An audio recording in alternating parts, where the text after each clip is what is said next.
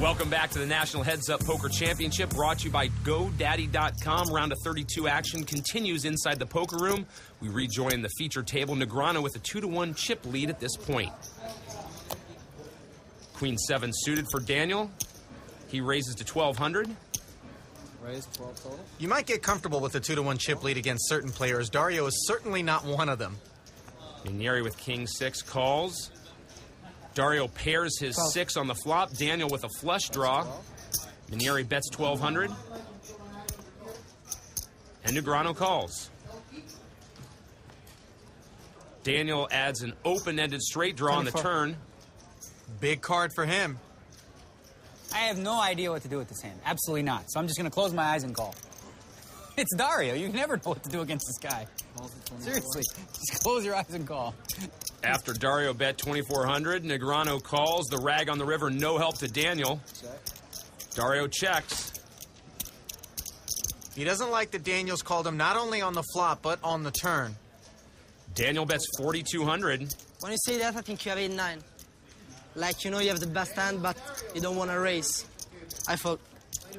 Dario folds. So after all that talk about Dario bluffing, Daniel says, touche, I can do it as well. Do not try that at home. Daniel took that hand without any help from the deck, but in the past he has shown an uncanny ability to call exactly what cards he wants to see.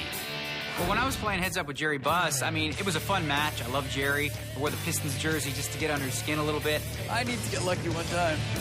Flop is 5, 9, 10. A pair of 10s for Jerry Buss. Right, but Daniel's flopped an open-end straight draw. I got another big hand. I just remember getting it all in with him and thinking, you know what would be a crazy action card? 8 of diamonds, that'll be exciting. 8 of diamonds! Daniel makes it straight. He said 8 of diamonds, and 8 of diamonds came. Amazing. And then, you know, what would be crazier? Let's have the Jack of diamonds. Jack of diamonds. Daniel says Jack of diamonds because that would give him a straight flush, negating Jerry's ace-high flush. Jack of diamonds! Gotta be kidding. And it's like total fluke that it happened that way, but, you know, I look like Kreskin, but it was really just a fluke.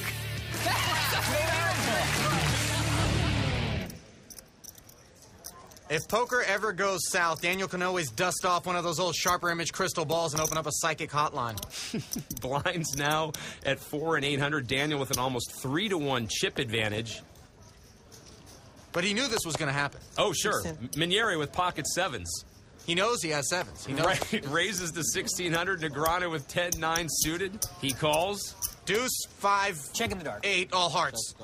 Now you're trying to just show him up. Set of 7s on the flop for Minieri. I had a fun hand, too.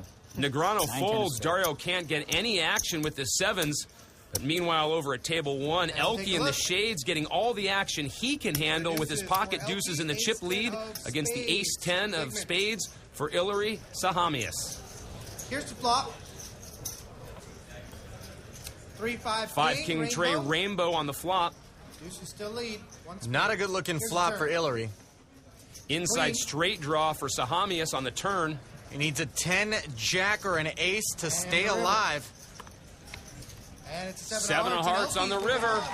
Grospellier's pocket pair takes the match and move Elke into the Sweet 16. Ilari Sahamias, the man they call Zygmunt online, probably going to hunt down an internet connection, get involved in a little high-stakes poker. Back at our feature table, blinds now 6 and 1,200. It's back to a 2-1 chip advantage for Daniel Negreanu. 10-9. He raises to 2,400. 9 tray for Minieri. 6,000. He raises to 6,000. I love this kid. I absolutely, this is unbelievable. Who else can just comfortably throw 6,000 out there with 9-3 offsuit, out of position, no less? Daniel calls. Here comes the flop. Couple of spades on the board. Dario quickly checking here. Check from Negreanu as well. Turn pairs the board. 6. Minieri bets 6,000, and Daniel wants no part of it. He folds. Dario mixes it up so well, Craig. We move over to an all-in and call between Tom Dwan and Barry Greenstein. Barry paired his 10 on the flop and an open-ended straight draw for Durr. Real close. He's drawing. You hear Barry saying it's real close. It actually doesn't get any closer, Barry. A true 50-50 on the flop. Durr pairs his queen on the turn. Not 50-50 anymore. Barry needs a 10 or an ace. And he is not going to connect on the end. Bad end of the coin flip for Barry Greenstein. Durr takes another step towards a possible rematch with Phil Hellmuth. Those two met in the first round last year, but first, Hellmuth has to get past Caesars qualifier Jeffrey Ishbia. Phil with Jack 4 suited. He'll call. All in. Jeffrey with ace queen goes all in. Phil calls. Queen off for Jeffrey and a lead in the hand. Jack Just down to 4 of spades for 2,400 in Phil front of him. Real easy play. Phil has most of the chips in this match. Ishbia looking good so far. Flop. It's going to take a lot more than just winning this pot, though. Helmuth 7, doesn't 9, connect on the 7. flop. Ishbia's ace high still best. Either player, 1 spade. Hellmuth looking for a jack or a 4. Spade will give him a little hope. Well, Phil picks up some outs for a chop on the turn. A jack, a 9, or a 7.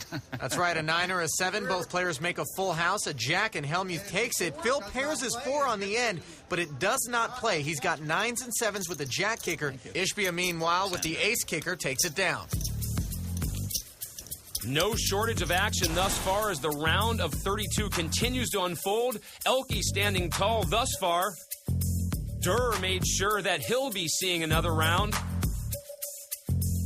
while Jeffrey Ishbia attempting to spoil a potential rematch with Hellmuth and Dwan.